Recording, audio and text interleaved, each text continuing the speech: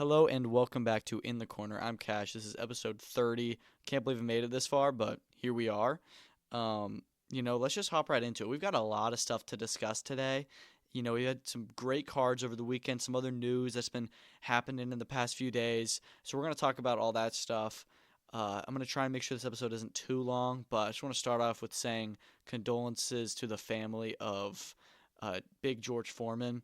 He obviously passed this weekend, and it was a very sad day, a very sad weekend for the boxing community. He is without a doubt one of the most legendary fighters in the sport. Just what he did with having two separate championship runs as two completely different fighters and completely different people, really. He was a real family man, just an awesome guy, a fantastic fighter. Rest in peace, and he will never be forgotten. Okay, let's talk about this weekend. And before we get into that, something I missed in the last episode because it happened right before is KSI versus Dillon Danis is off. So not only is the main event off, and we're not going to get a replacement for Dillon Danis, but the entire event has been scrapped. We had a pay-per-view event scheduled for next week, and it's now just not happening. So that obviously sucks, and I don't support it, especially because we just saw in January Misfits' last card was supposed to be Tommy Fury, Darren Till. Tommy Fury pulled out of the fight. And obviously it was meant to be a pay-per-view. Once he pulled out, they're like, okay, well, let's not make it a pay-per-view, but let's keep it on. Same venue, same date. Darren Till still headlining, and they got Anthony Taylor in, and it was a good card. It was a good show. You could have done the same thing here. You don't even need to have Dillon Danis in the main event. You have Darren Till in the co-main. Just make Darren Till, Darren Stewart the main event. Sure, you may not sell as many tickets, and you have to give out some kind of refund, but just canceling the whole event and, ruining all these fighters' camps and stuff is just messed up. And I don't know, especially when KSI is the guy who runs this company, it's really shallow of him to completely cancel the event. I'm just still so shocked. I mean, you had so many great fights on this card. I was really excited for it. It definitely sucks, but I guess there's nothing we can really do about it. I do want to say that Dillon Danis has handled himself very well. A lot of people were unsure if Dillon Danis was the one who was going to show up. The first time he and KSI were to fight, he just straight up pulled out. No reason was ever given. He just pulled out. And then with Logan Paul, it was a big worry. Is he even going to show up? And it's kind of been a worry this time as well. Well, he was the one who was ready and showed up, and KSI was sick. And, I don't want to point fingers or anything, but Dillon Danis did point out KSI played in a charity match at Wembley Stadium in front of 90,000 people like a week or two ago and looks fine, but says he's been, terribly sick for weeks and hasn't been able to train and stuff. Obviously, he should put his health first. I don't think that he's BSing it, but it is a little bit extreme it sounded in this video like he was trying to over reason for why he can't fight, but I don't know.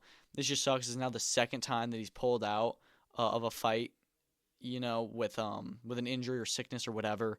It's going to end up being like almost 2 years by the time he actually gets in the ring again. And it just sucks because KSI is not one of those guys who's just going to hop right back into a good fight. He's going to take his time and build himself up, and we just don't have time for that. I think Dillon Danis has handled himself very well. He's obviously a fantastic Twitter troll, and he's excelled over the past few days doing just that. And, he's definitely won this encounter in their saga, if you will. Okay, let's talk about these fights we had this weekend. We had a few really big events. We're going to start off with the way it went down. George Kambosos, Jake Wyllie. This is a really good matchroom card in Sydney, Australia. I enjoyed it. I woke up at 4 a.m. for it, which probably wasn't a good idea, but it was a good card overall. As for the main event, I thought that Kambosos looked decent. I don't think that he was out of this world because he was fighting Jake Wyllie, who's a guy that really shouldn't have been his opponent, but it was just a few days' notice. But, I mean, hey, I think that Kambosos did pretty well. He did what he was supposed to. Sure, he didn't get him out of there, but I thought that he looked pretty well, and I thought he dominated the fight. I think I had him winning 118, 110. I know one judge had a 115, 113, which I was shocked by. The big takeaway of this fight is Jake Wyllie. Not that he won the fight or anything. He didn't, like I said, I gave him 2 rounds of the 12 rounds. But he had a great account of himself. He went the full 12 rounds, was never seriously hurt in there with Kambosos and was able to hold his own. And, Matchroom said they're going to send him an offer, which is lovely for him. I love that. I look forward to his next fight. But as for Kambosos, we know what's next. They're talking about it. They want to do Kambosos versus Richardson Hitchens for the IBF Super Lightweight World Title June 21st in either New York or Las Vegas. And I say New York or Las Vegas because they also mentioned that Diego Pacheco, Trevor McCumbee could be on that date. As for, I would have to assume that if they're going to do both those cards on that date, then you'd have to make it a double header. I don't see why Matchroom would do two different fights, both in the same country at the same time. So it'll be a double header. And just looking at that, you would have to make Hitchens Kambosos the main event because it is the world title fight, even though I think that Pacheco McCumbee may be a little bit more of an interesting fight. I think that Pacheco and Hitchens should both win both of those. They've actually done a headliner before in Vegas, but I say you do this one in New York for Hitchens' hometown. But, I don't mind that fight that much. I don't think that Kambosos deserves it. I don't think he deserves a world title shot off of beating Jake Wyllie in his only fight in the division. But he always gets title opportunities when he doesn't really deserve them. So it's whatever. It'll be a fun build-up. I think it could be a somewhat competitive fight, but I think Hitchens will outbox him. And I think that Kambosos looked good, but I don't think that he can beat Hitchens. I just don't. So, we'll see what they do with him after that fight. There's not even a 100% guarantee that'll happen. We know Richardson Hitchens is locked in for that June 21st date, but the opponent is not necessarily locked in. They're waiting for Kambosos to get the all clear. He did get a cut in the fight, and that's the big worry right now. Is he going to be able to heal up in just 3 months for that fight? So we'll see as that goes on. Co-main event, Sky Nicholson, Tiara Brown. I got ripped to shreds on Twitter. This is the most engagement I've ever had, and it was not in a good way because I scored the fight for Sky Nicholson. And I'll be honest, I probably scored it a little bit too wide looking back on it. And maybe I was biased by the commentary, as someone pointed out. But I didn't think that it was Tiara Brown had this terrific – she definitely performed better of the two. But I didn't think that she dominated the fight or anything. It was still a very close fight. I think that the right scorecard realistically was probably closer to a draw. And Tiara Brown may have actually won the fight.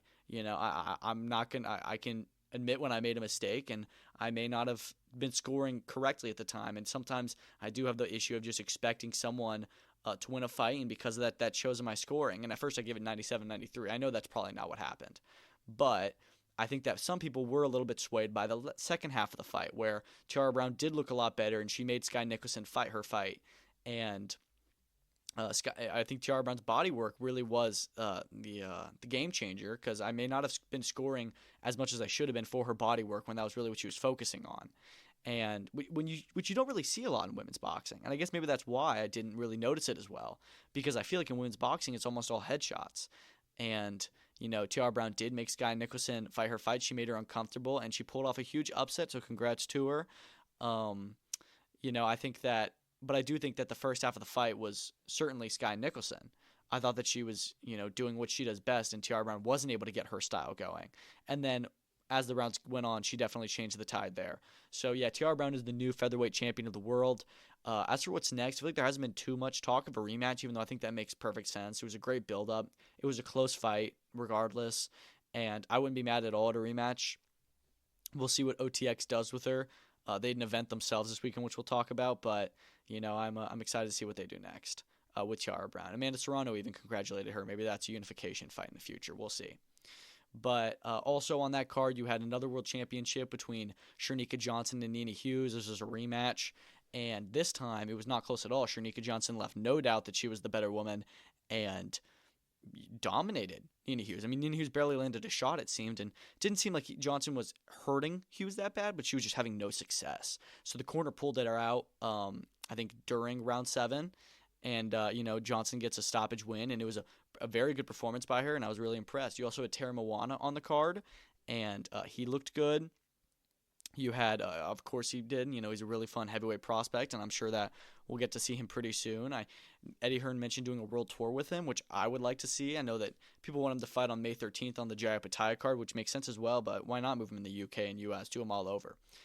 And then you've also got Imam Katayev, who had a pretty competitive fight, to be honest, it wasn't competitive on the scorecards. What did I have him winning? I had him winning a 96-92 fight, so somewhat competitive. He was able to land a knockdown on Palacio, and I think that he was able to land a knockdown, but he was also had a point taken from himself as well. Palacio was able to handle himself pretty well and had some success later on in the fight, but Katayev still did it. He went the distance the first time as a pro. He's an Eye of the Tiger fighter. He's ranked top 10 by Ring Magazine, so we really should be seeing him in a pretty good fight pretty soon, I think. But back to Shanika Johnson, I just want to mention that her next move is pretty obvious, and that's Dina Thorsland, I think, who has 2 of the belts at 118. And then you've also got Sharetta Metcalf. And I think that Sharetta Metcalf and Miyo Yoshida are probably going to have a trilogy fight. And other than that, I say do Thorsland Johnson. That's a great fight. I think Thorsland may also be with DiBella. It seems like he kind of runs the women's bantamweight division, but I think that that's a really good fight to make, and Shanika Johnson looked really good. So I think that was a statement performance, and she's going to get more, she's definitely more well-known with the boxing community and fans now. From there, we moved on to London, where we had a pretty good UFC fight night, I think, and we're just going to talk about the main event straight up. We'll talk about some of the other stuff later, but mainly, main event, Leon Edwards, Sean Brady. Wow. Leon Edwards was very disappointing. And I say that because, not because I was like, oh man, I thought that he was going to whoop the floor with Sean Brady. I thought it was going to be a close fight, but Sean Brady totally dominated him by wrestling. I mean, even in round 2, they showed he had 4 minutes and 57 seconds of control time. So all besides the first 3 seconds was just completely dominated. And Leon Edwards, the reason why he lost the title against Belal Muhammad was he wasn't as good of a wrestler. And he can train and he may still not be as good of a wrestler as Belal, but you still need to work on that, area of your game. And going into this fight, it looks like he didn't do any of that. And I'm just like, dude, what were you doing? Like, you had how long has it been? 8 months since that title defeat? All this time to figure out, okay, how can I be a better wrestler and stuff. That's why I lost my belt. He didn't do any of that. Sean Brady, who's not as good of a wrestler as Belal Muhammad, was just able to completely dominate him and even submit him in round 4. I mean, my goodness. Fantastic performance for Sean Brady. He's likely to be ranked number 1 at welterweight. Some people are calling for him to fight Shavkat Rakhmonov. I wouldn't mind that, but we do know that Shavkat is waiting for the title shot, and he was supposed to get it in May. Gets injured, so I think that he may be waiting and just walk straight into the title fight with the winner of Belal JDM. If he doesn't, if he wants another fight, then I think it should be Sean Brady as the title eliminator. But I think that Shavkat could go straight into this one. Into the title shot, and Sean Brady could fight someone like Kamaru Usman or Joaquin Buckley or Ian Gary. There's loads of names in that division he could fight. But Leon just looked awful. And, I mean, it's not even like when he's wrestling, it's like he's not even trying. He's just sitting there. And he's not pulling anything off. He's just sitting there and taking the punishment, taking the damage, or no damage, but just taking the control and domination. And, I mean, he seriously needs to work on that game because 2 back-to-back losses, and, I mean, this is going to shoot him down the rankings. And I'm already starting to question, is the title still in the picture? Before I would have said, yeah, he'll get his way back up there. I don't know if that happens now. It was a rough defeat, not in that he got hurt or anything, but just in that mentally, this is probably a pretty bad defeat, to get, have your comeback fight in London and just, again, get, outmanned. Co-main event, Jan Blachowicz versus Carlos Ulberg. I did have Ulberg winning the fight. It was close. It wasn't a very good fight. I feel like not a lot happened. It wasn't very entertaining. And that's really the thing with a lot of the fights on this card. In fact, there's a lot of fights that kind of went the wrong way in many people's opinions, and I'm one of them. I think that there was a few decisions there that I didn't like. I thought that Nathan Fletcher won the fight against Kaolin Loughran, and I think that Mick Parkin deserved the win against Marcin Tybura as well. I thought Chris Padilla deserved the win over Jai Herbert. Jai Herbert deserved the win over Chris Padilla, and it didn't go any of those ways. But it was an okay card with a lot of decisions. But I thought Blachowicz-Ulberg was an okay fight, and Ulberg, as for where he goes next, I think Yuri is possible. If Yuri doesn't get that title shot next, then they do Alex and Ankalaev 2, which I think will happen. Or we could see Ulberg versus the winner of Khalil Roundtree versus Jamal Hill. There's loads of stuff that could happen. Kevin Holland got himself a decision win in probably one of the maybe the best fight of the night. I mean, at one point, Gunnar Nelson was just straight up holding Kevin Holland with one arm, which was hilarious. And then, Holland got himself a great knockdown at the end of the first round. And I had him winning the first 2 rounds, so that was able to get him the 29-28 victory. He plans to fight 6 times this year. I don't know if that's still the plan because he said he wants to come back in July, which means that he'd have to have 3 fights between September and December. So I don't think 6 is the goal anymore, which I'm fine with. That was quite aggressive, but I mean, hey, it's good to see him still being able to get wins, and I wonder if we can get him to get back into the ranked top 15 if he gets another win or 2. Molly McCann retired after getting submitted by Alexa Thanara in 1 round. Good career, former champion. Not too much to say. she really didn't look great at all. Thainara looked phenomenal and just took care of her. Easy work. So it probably is time to hang it up, and she gets to fight for the last time in England, so that's good. Nothing really else too much to say. I thought that Lonair Kavanaugh versus Felipe dos Santos was a fantastic bloodbath. Kavanaugh did deserve the decision in my eyes, and yeah, I quite enjoyed that one. Moving into Las Vegas, we had Sebastian Fundora versus Chordale, I think they said, Booker. And this was an interesting fight because, I'm sorry, but there was no reason why this fight was supposed to happen. We know that Fundora had he had a voluntary in, I think it was the WBO, where he could choose anybody ranked on the top 15. So they just chose Chordale Booker. That's not what you're supposed to do with voluntaries. You're supposed to actually find someone who's good. And I'm not going to say Booker's not good, but there were plenty of names there that deserved the unified title shot in the best division in boxing over Chordale Booker. I didn't even know who Booker was when this fight got announced. So, and you know what? On the night, it really showed that this fight was pointless. I mean, Booker had no success. He was just circling around Fundora and barely throwing a punch because he was just kind of trying. I don't know if he was maybe trying to wait Fundora out, but he just didn't want to engage and was waiting. And like he wasn't, I don't know what the game plan was. It just seemed like he was just trying to survive. As soon as the fight started, he goes to trying to survive. I'm like, dude, this is your world title opportunity. What are you doing, man? But Fundora ran through him, stopped him in the fourth round. I will say that knockdown I thought should have been a push down. Yes, he did hurt Booker really bad, and he was probably on his way to going down, but Fundora did kind of push him. Doesn't matter. He gets back up, and Fundora blasts through him in the last 30 seconds of the round, and Thomas Taylor stops the fight.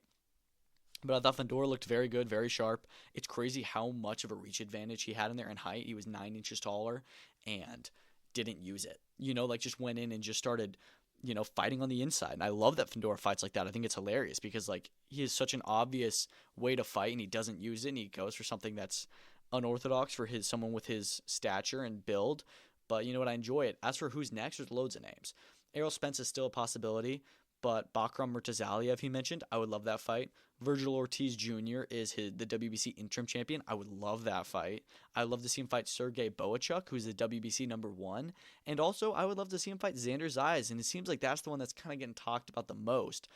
They did see each other backstage, and the Fundoras did not want to do a face-off. But we did hear from WBO president Gustavo Oliveri, I think it said, that Terrence Crawford is done at 154. He was the WBO interim champion, and they're going to take that belt away from him as he's going to not return to 154 with him going up to fight Canelo at 168.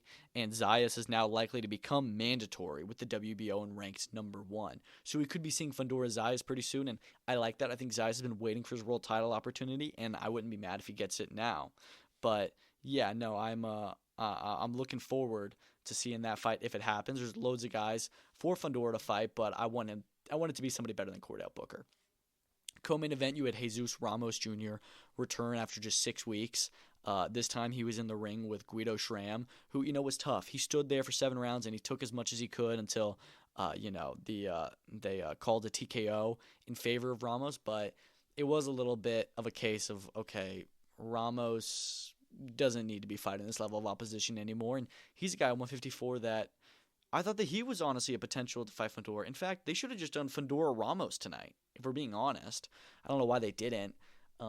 We know that Ramos has been mentioned as a name that Jermell Charlo could return in the summer in a fight with, which I would like to see that fight. I want to see Ramos get a big opportunity because he deserves it, but Schramm had not an ounce of success in that fight. He had a few shots, but Ramos was landing every shot with such power and oomph that, I want to see him move up the levels and honestly challenge for a world title pretty soon because he's a fantastic fighter to watch.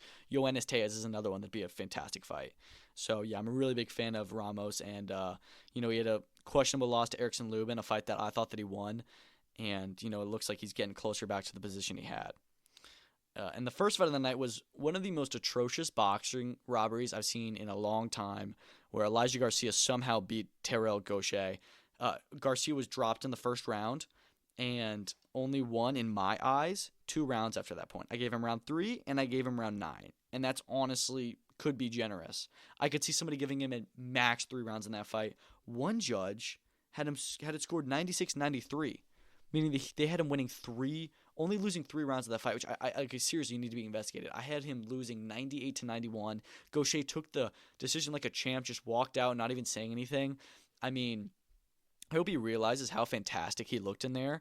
And I mean, he was landing more shots, throwing less while landing more on the back foot than Garcia was. Garcia has no head movement at all. His defense is awful. Gaucher fought a terrific defensive fight. Garcia had no answers, made no adjustments to anything that Gaucher had for him.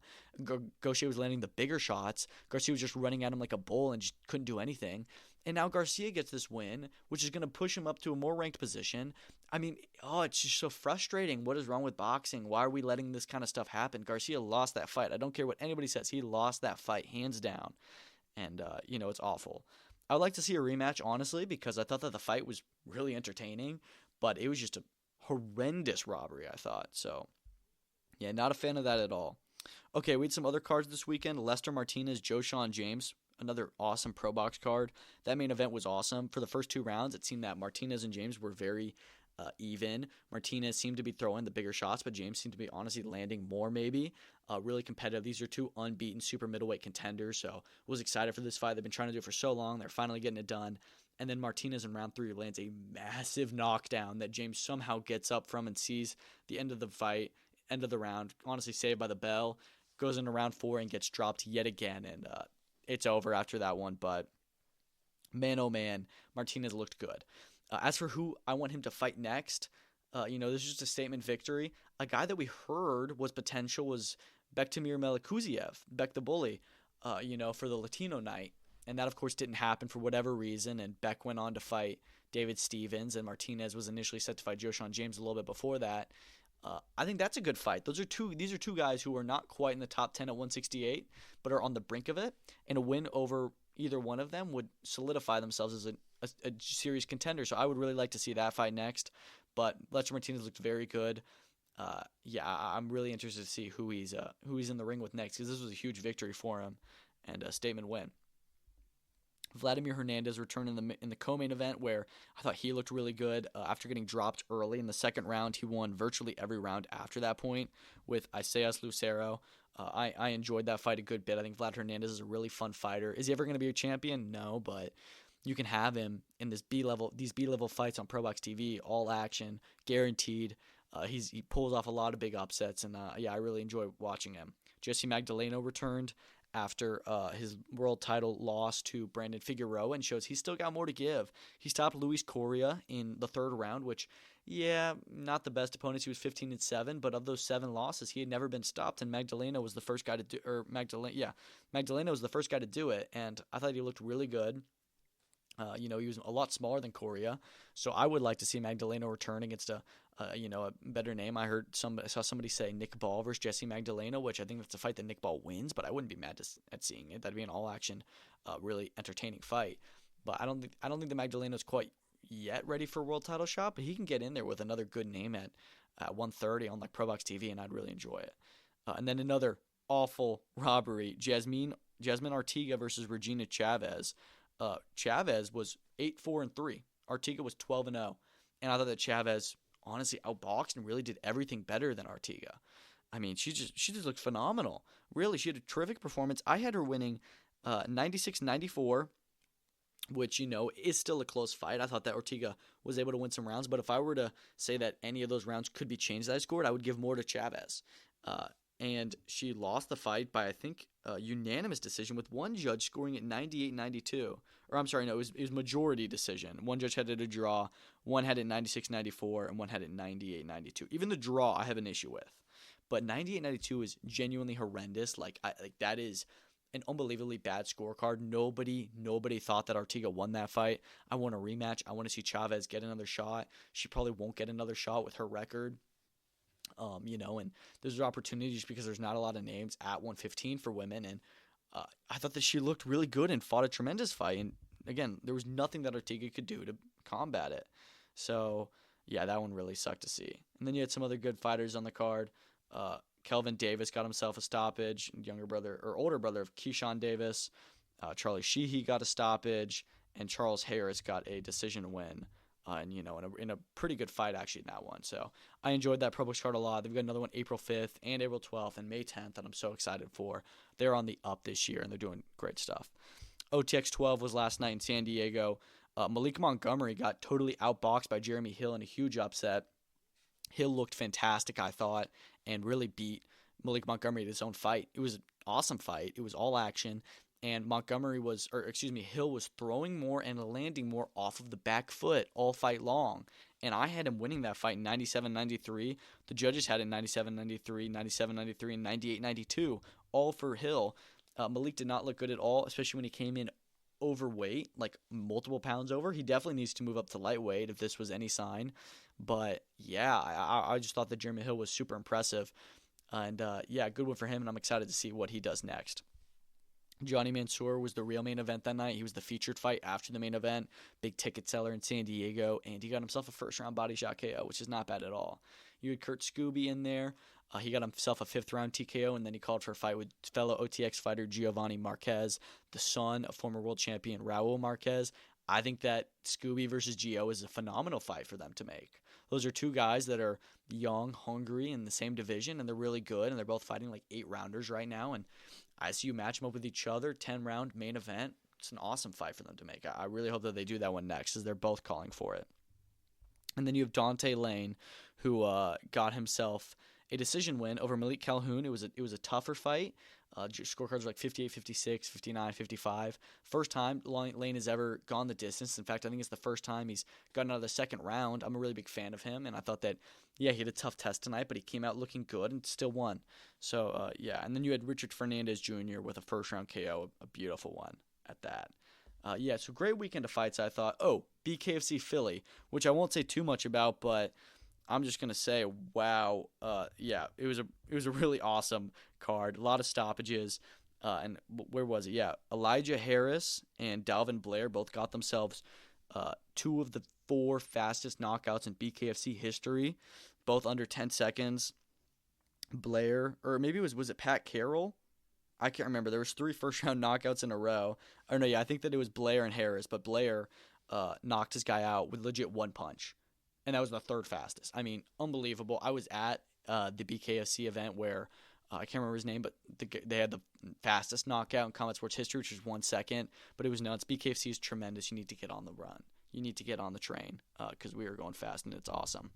A lot of great events this weekend. I enjoyed all of them. Let's talk about some more news. So I just want to mention really quick that Pat Brown, he has a new opponent for March 28th. We're going to talk about that card later on this week as it is quickly approaching. But, he makes his pro debut in Manchester, a hometown crowd. I can't believe that he's going to, headline in his pro debut, which is nuts. But anyways, he's in with Federico Javier Grandon, who's 7-4-2. So not a great record, but, I mean, it's a 6-rounder for Pat Brown. What are you going to do with him, really? Tito Ortiz, or no, not Tito Ortiz, excuse me. Tito Mercado and Jermaine Ortiz could potentially fight. Ortiz called out Mercado, and while I think that is a really competitive 50-50 fight, I don't think that Mercado should take it. I think Jermaine Ortiz is a very high-level 140-pounder already. He nearly beat Teofimo Lopez last year, and Tito Mercado is fantastic, but he's still working his way up the ranks. And I think that he's got a little bit more of learning and fighting to do, against guys like Jose Pedraza, who he lost fought before he goes into a 50-50 fight like that. But I wouldn't mind seeing it at some point down the line. Ryosuke Nishida versus Jose Salas Reyes has been added to that May 28th card in Japan for the IBF Bantamweight Championship. And normally I wouldn't mind this fight at all. I think that's a pretty good fight, but I really wanted to see Nakatani versus Nishida, and I thought that was like all already signed, sealed, and delivered for June. That was what everyone was saying. And now all of a sudden, Nishida's got himself another fight at the end of May, so June's not happening. And that really sucks because we need to see Nakatani unify immediately. And it looks like the Nishida fight that was looking like that was going to be the one is now off the table. As for what they do next, you got Seiya Tsutsumi. He holds the title for WBA. And then you've got Yoshiki Takei, who's fighting on May 20th as well. So I think it's going to have to be Tsutsumi versus Nakatani if they want to do a unification, and I won't mind that fight at all. I think that'll be an all-action, tremendous war.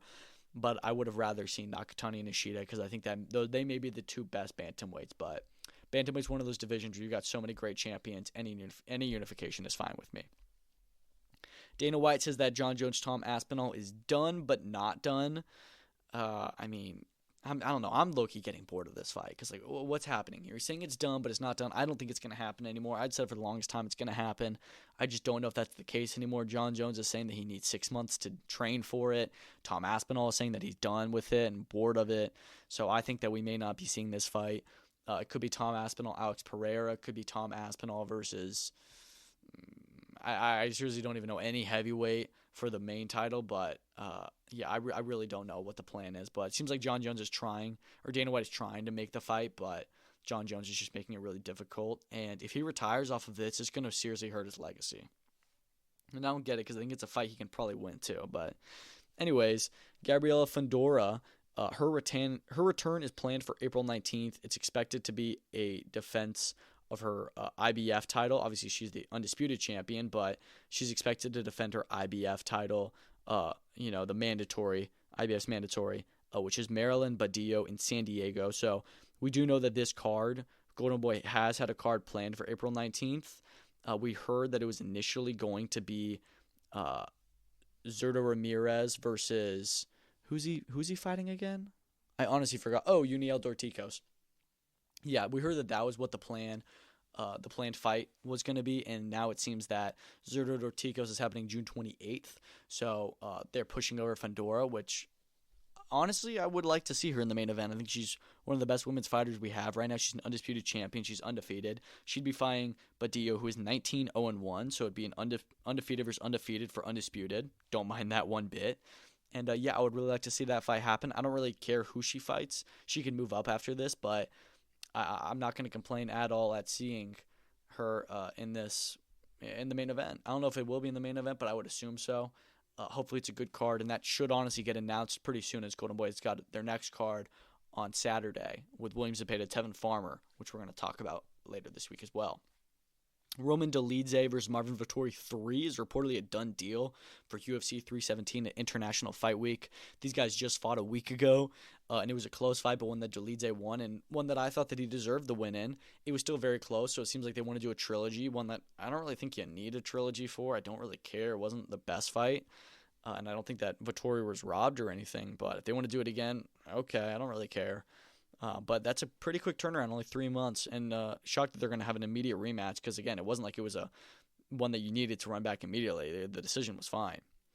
Anyways, Keyshawn Davis has sent an offer to Edwin De Los Santos, and he is accepted, apparently. So, to be honest, I really don't mind that fight. I think that Keyshawn has a lot of guys that he could fight. This is his first world title defense, knowing Top Rank. They're going to keep him doing pretty challenging, but ones that he'll win. And, not really put him into a unification for a while. And even for unifications, there's not a lot of people there. Tank Davis probably won't fight him. He won't fight Shakur. They're friends. And then you have Lomachenko, who's not fighting. We know that Gabriel Murataya and Zaur Abdullayev are about to fight for the interim IBF championship, and maybe the winner of that they'll do with Keyshawn. I think that's a tremendous fight. If Murataya is able to win that one, it'll be an in-house fight for Top Rank to make. But Edwin De Los Santos, I really don't mind. I think that he got outboxed by Shakur, and I don't think that he hasn't fought since then. We heard that he was going to fight Frank Martin, and to be honest, I kind of prefer that fight just because I think that's a very competitive 50-50 fight, and the winner of that could get a world title shot. But I think that Keyshawn should certainly beat De Los Santos, although it would probably be his toughest test to date. Hold maybe Baranchuk. But yeah, we'll see. I don't really care. I haven't even really thought that much about who Keyshawn could fight next. And if it is De Los Santos, I won't complain. But I want to see Keyshawn fight 2 more times this year. Caleb Plant says he's going to return in late May. They had him interviewed by his wife, Jordan Plant, on the PBC show, which was very nice. But yeah, he says she said, I think even, that he's probably going to return in late May, which I'm cool with. It seems like PBC is planning to stage a show in May. I thought Frank Martin, Edwin De Los Santos was on that. We heard Jermall Charlo is returning in May. I didn't think about that. I think they may be doing Jermall Charlo, Caleb Plant. We know that both those guys, that we need a bigger fight for Caleb Plant. He had the Trevor McCumbee fight, which was good, but I want to see him in a big fight. I want Edgar Berlanga, but him and Charlo have had a thing. I can't remember which brother it is. I think it's Jermall Charlo, though, that they had the incident where Caleb Plant slapped him or something. I would love to see them fight. I think Jermall Charlo is the bigger one. We know he's going up to 168, and he needs to come back in a big fight. Him and Caleb Plant is a fantastic fight. I don't think it's a pay-per-view. even though I think there's a chance that PBC could honestly try and do a pay-per-view. They shouldn't, though. But that's a terrific fight, and I hope that that's the plan. We've heard both of them that are going to return in May. I don't think anybody's put that together yet. But, yeah, let's do Jermall Charlo, Caleb Plant. Sure. Screw it. Let's go. I hope that is the plan. Canelo Alvarez versus William Skull. The ring walk is going to be at 11 p.m. Eastern, which is normal. That's usually when Canelo will fight, or any main event fighter in the United States. Except this fight's in Riyadh. They're going to be walking out at 6 a.m. local time, which not only means that they're fighting at 6 a.m., that means that everybody below them is going to start fighting at 1 or 2 a.m. and fighting in the middle of the night. This is crazy. We know Riyadh is just going to try and, they don't really care about the selling tickets. They more so care about selling pay-per-views, especially with a guy with Canelo, who his fan base is going to be all in America and Mexico, and they're going to be watching the fight at night, not during the day. So it makes sense, but, I'm just worried, are they going to be able to, is that going to play an effect on any fighters doing it in the middle of the night? We know when UFC did their show in Manchester, Leon Edwards said that it affected him, and a lot of other fighters said, yeah, it was hard in the middle of the night, but hopefully they can all just condition themselves to staying on the U.S. schedule. And yeah, it'll be interesting to see. Moses Atama will return on May 24th on the Josh Taylor Echo Esserman card. I have no objections to that. As for who he could fight, I really don't know. Nelson Hisa has been the one that's been talked about recently. I'd like to see that. I don't know what's going on with Moses Atama. He's really not as active as he should be. He fought 6 rounds across 4 fights in 2024, which is good numbers, but that's good numbers for a prospect. And if he's blowing these guys out that fast, I want to see him immediately return. I want to see him fight super often. And I mean, he's now on the path where he's taking 5 months out of the ring for every fight when he's only fighting 1 round. If they do a fight like Hisa or Charles Martin, it's good, but we just got to know. I don't think that they're going to speed run him to the world title like they were talking about, which I'm fine with. I don't want to see him, get sped run up there and, just risk it too early. I think that he's got a lot to give, and I like seeing him as the co-main event here. I think that he could headline his own card. I don't know why Queensberry hasn't done that yet, and I don't know why, they're planning to have him on Heavy Impact, and then that just seemed like he was too close to announce it, and now it seems like they're going to put him on this card, and it's still kind of close to announcing it, considering the whole card has already been announced. But something is going on weird with Atama and his scheduling his fights or whatever. But I'm just really excited to see him come back. He's one of the most exciting fighters in the sport right now. Last thing, Terrence Crawford says that he wants Gervonta Davis, Shakur Stevenson as the co-feature for his fight with Canelo Alvarez on September 13th. He says, if Tank can, drop his ego enough to be on a Terrence Crawford undercard, then yeah, let's do it. Now, normally I'd be like, yeah, I would love to see Shakur fight on that card. But Gervonta Davis, Shakur Stevenson should be his own fight. It should not be a co-main event. I love doing the, fantastic fights as co-main events and the huge 50-50 world title fights, but Shakur versus Tank is one of the biggest fights, maybe the biggest fight in American boxing. That needs to be its own pay-per-view event in Las Vegas. Doing those 2 fights on the same card, it would honestly overshadow the main event. And I think that we need to see Tank Shakur as its own fight. And while I like that he's saying he wants to make it a big card and he wants to do that, and wants Shakur on the card, I like that. Tank Shakur needs to be its own thing. It is so massive. But, yeah, that's all we got today. Not too long of an episode. I'm trying to do a new format where I just go through things quicker. But thank you so much for listening. 30 episodes has been great. Thanks for all the support. Yeah, I'm excited for the next week. We've got in combat sports, a lot of good stuff coming up. And then, we get a good week in here, and then April looks like it's going to be filled with a lot of fun stuff. But yeah, thank you for listening. Follow me on X, subscribe to the YouTube, rate the podcast, or however you do it on Spotify, Apple Podcasts, whatever. Thanks for listening, and peace out.